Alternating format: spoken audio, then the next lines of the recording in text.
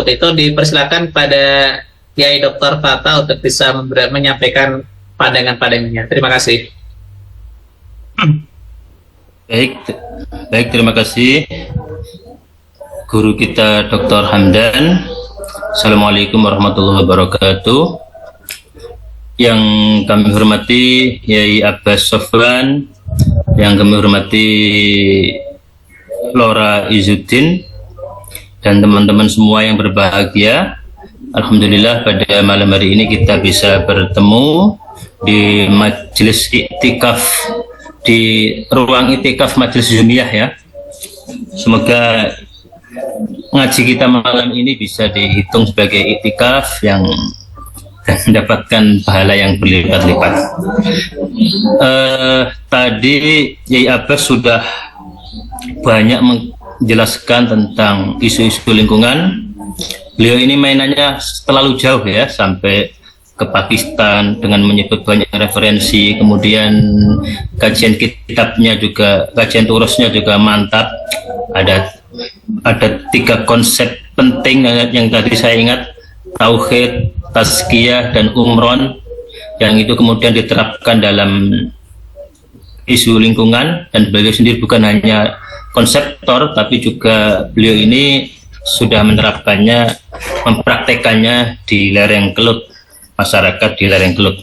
Kalau saya anggap saja apa yang saya jelaskan ini hanya sebagai catatan kaki saja dari apa yang beliau jelaskan, apa yang Yai Abbas tadi jelaskan ya. Jadi mohon maaf kalau tidak terlalu memuaskan, dan karena memang mainan saya tidak sejauh beliau. Saya mainannya masih di Tuban, Lamongan, dan Gorontalo saja.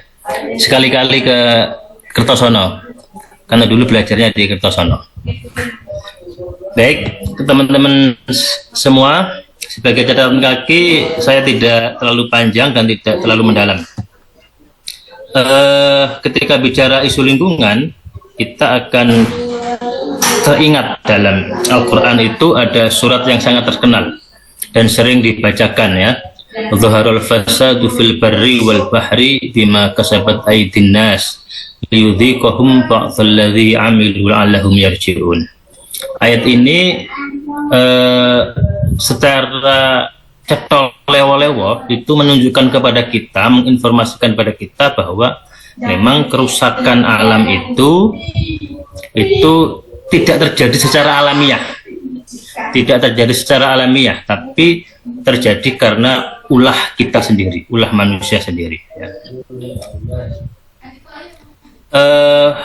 Kawan-kawan sekalian, hubungan manusia dengan alam itu kan berlangsung dalam beberapa pola ya. Ada satu masa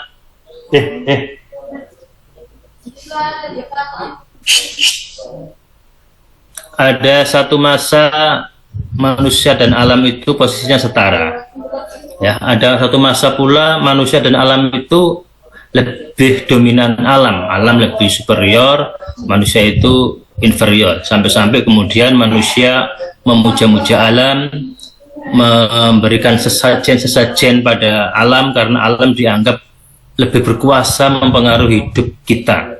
Kalau saya di Tuban itu, di Tuban Lamongan dan mungkin di Pantura itu ada upacara-upacara memberikan sesajen kepada Nyai penjaga laut utara, apa namanya ya, dan kalau di selatan kan Nyai Roro Kidul, kalau di utara itu ada tradisi-tradisi seperti itu. Kepala kerbau kita potong atau sapi, nanti kepalanya kita larung ke tengah lautan. Nah, itu kan bentuk pengakuan bahwa alam itu lebih superior daripada manusia. Jadi posisinya seperti itu. Tapi ada juga satu masa manusia lebih dominan daripada, lebih superior daripada alam. Dan ini terjadi ketika manusia berhasil mengembangkan sains dan teknologinya. Ketika di barat mengalami revolusi industri, manusia bisa menciptakan mesin-mesin, kemudian merekayasa kehidupannya, maka saat itulah dimulai penguasaan manusia terhadap alam. ketika industrialisasi terjadi, manusia butuh sumber daya yang besar, maka eksploitasi alam terjadi secara besar-besaran. Dan ini kemudian, dan itu sampai sekarang ini terjadi eksploitasi alam yang besar-besaran karena kebutuhan manusia pada industrialisasi.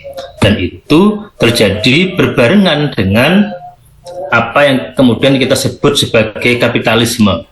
Kapitalisme yang kemudian kapitalisme lama kan kapitalisme yang dikritik oleh Karl Marx itu kemudian berkembang menjadi kapitalisme kontemporer atau biasa kita sebut konsumtivisme itu semua basisnya kan pada kerakusan bagaimana manusia mengonsumsi sesuatu melebihi dari kebutuhannya. Kalau dulu orang itu, nenek moyang kita zaman purba, makan, minum itu hanya sesuai kebutuhannya saja. Dia butuh makan hari itu ya dia, dan beberapa hari setelah itu, 2-3 hari setelah itu ya dia hanya berburu, makan seadanya, sebutuhnya, cukup itu aja. Tapi ketika kapitalisme terjadi, mewabah di dunia, maka kemudian dalam mengkonsumsi manusia tidak lagi berpikir pada kebutuhan, tapi sudah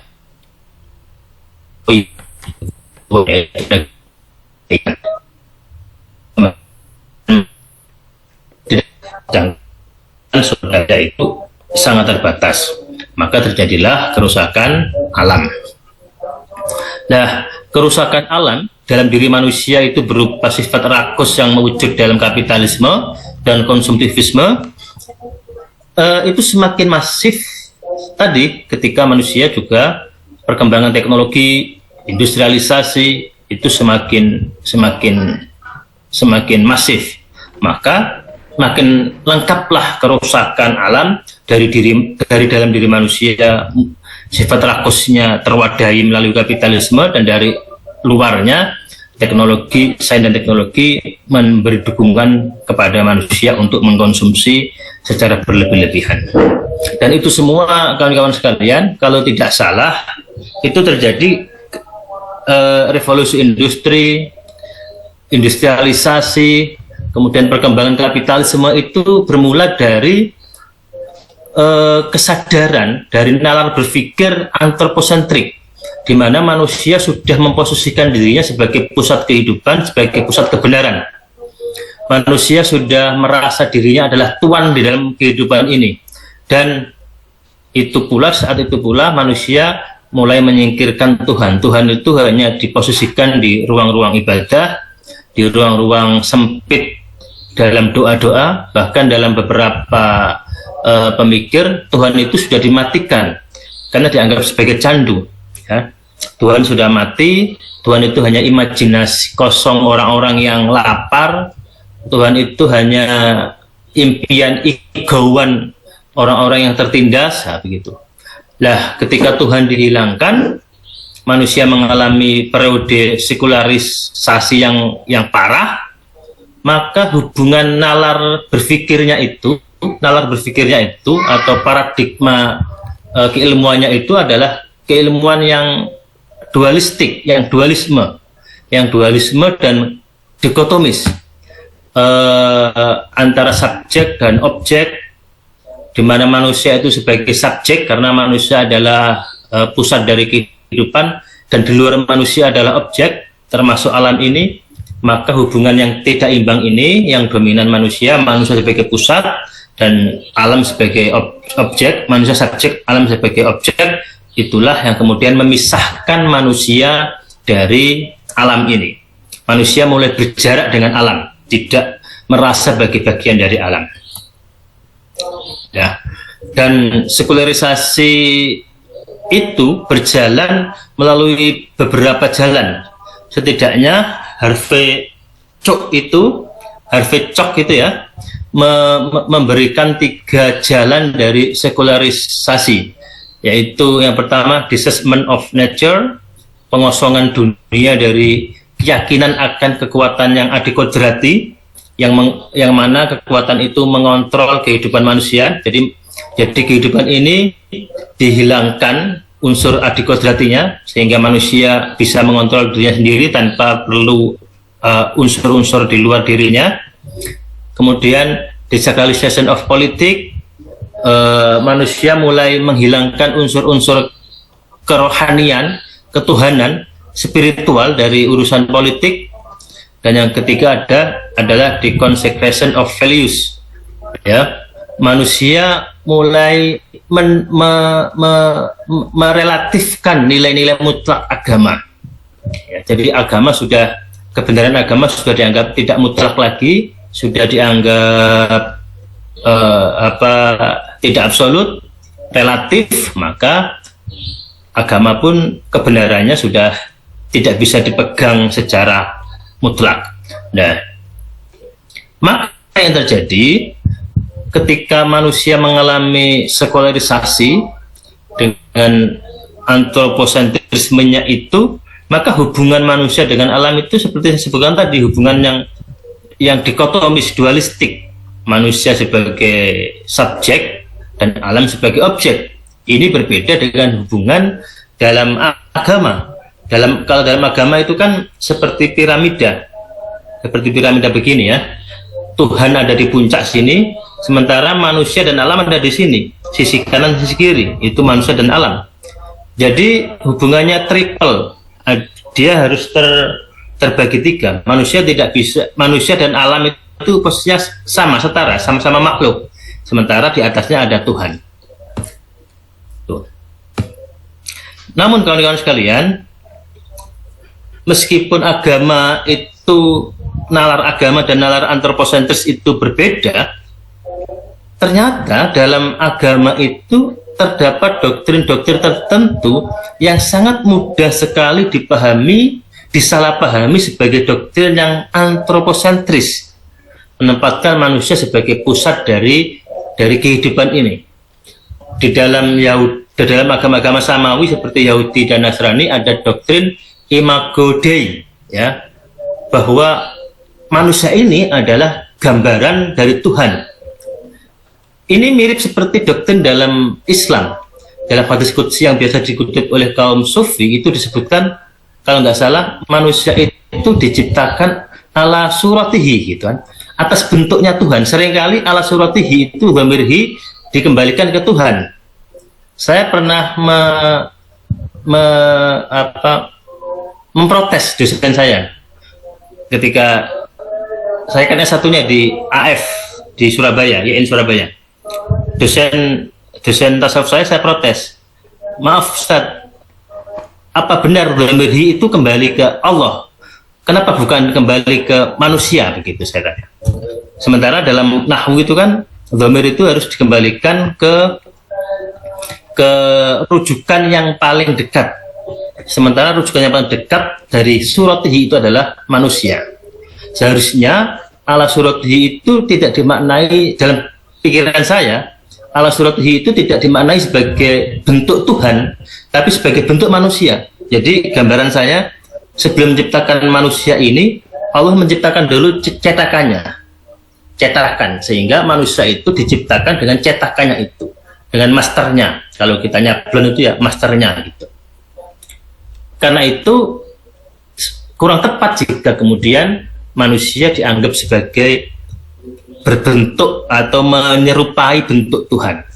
Yang tepat menurut saya adalah manusia itu memang dibentuk sesuai dengan cetakan yang sudah Allah buat. Dan saya yakin saya salah ya, karena di hampir semua buku-buku tasawuf ala suratihi itu pasti dimaknai sebagai atas bentuk Tuhan. Lah, jika dalam agama Kristen dan Yahudi itu ada konsep imago Dei, dan di tasawuf ada ala suratihi tadi, dalam doktrin Islam juga ada namanya khalifatullah fil ard. Manusia merupakan pemimpin atau wakil Tuhan di muka bumi ini. Lah, doktrin imago Dei dan khalifatullah fil ard itu sangat mudah dimaknai, disalahpahami sebagai doktrin yang antroposentris yang menempatkan manusia sebagai subjek dan alam sebagai objek. Dan ini sangat kuat sekali, apalagi dalam banyak ayat kita tahu ada banyak ayat yang menjelaskan bahwa Allah menciptakan alam semesta ini adalah untuk manusia, itu kan, untuk manusia. Nah, ini juga semakin memperkuat bahwa antara khalifatullah dan bahwa Allah menciptakan seluruh alam ini untuk manusia itu saling memperkuat, dan ini bisa menjerumuskan kita kepada antroposentrisme.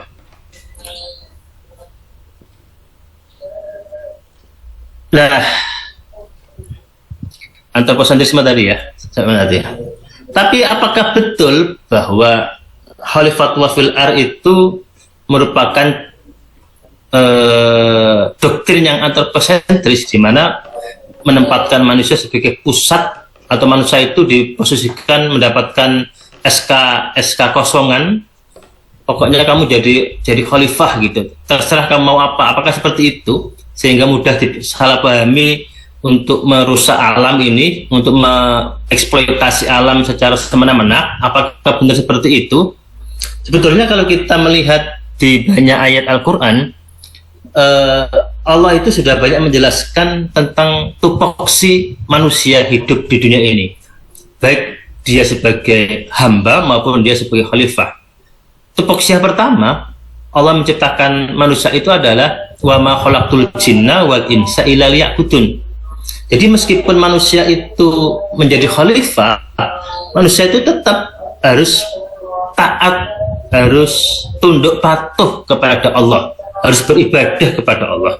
Tidak boleh manusia doktrin khilafatullah fil ar itu bukan menempatkan manusia sebagai Tuhan gitu loh maksudnya, tapi tetap sebagai hamba yang harus taat kepada tuannya. Itu tupoksi yang pertama. Tupoksi yang kedua, manusia itu punya tugas untuk memakmurkan bumi, ya. Huwa ansa'akum minal ardi wastakmarakum fiha fastaghfiruhu thumma tubu ilahi. Dialah Gusti Allah yang menumbuhkan kamu dari bumi, wastakmarakum, dan menyuruh kamu untuk berbuat kemakmuran fiha, di dalam bumi gitu. Jadi yang pertama tadi manusia wajib taat pada Allah, yang kedua manusia wajib membuat kemakmuran di bumi ini. Dan yang ketiga, tugas manusia itu adalah menegakkan keadilan dan tidak mengikuti hawa nafsu, tidak mengikuti keinginan nafsu yang kapitalis tadi, ya. Mengonsumsi sesuatu melebihi kebutuhannya. Ini ayatnya, ya Dawudu inna ja'alna ka khalifatan fil ar fahkum bainan nas bil haqqi wa la tattabi'il hawa, ya, tuh, bahwa Allah itu menjadikan Nabi Dawud sebagai khalifah di bumi, maka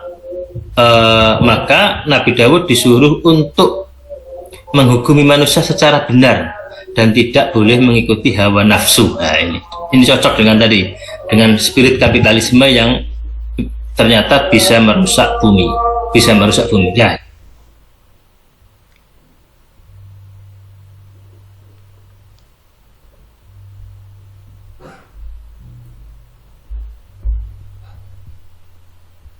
Baik, untuk kesempatan berikutnya dipersilakan pada Yai Dr. Izzuddin.